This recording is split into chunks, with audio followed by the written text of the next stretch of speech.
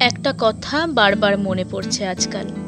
সেটি হলো, প্রেমিকারা কখনো কিন্তু সিঁদুর পায় না, আর স্ত্রীরা কোনোদিনও প্রথম গোলাপ পায় না, প্রথম আদর পায় না, প্রথম চুম্বন পায় না।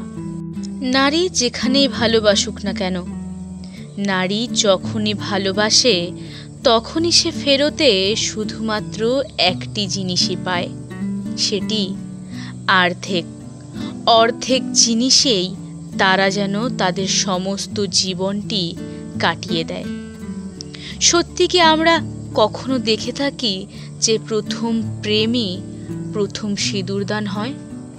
হয়তোবা হয়, কিন্তু হাজারে একটা। তাই এখনকার দিনের প্রেমগুলো দেখলে হঠাৎ করে মনে এই কথাটাই ভেসে আসে যে এই প্রেমিকাই কি প্রথম সিঁদুর পরবে তার প্রেমিকের হাতে, নাকি এখানেও সেই একই পুনরাবৃত্তি? জানা নেই।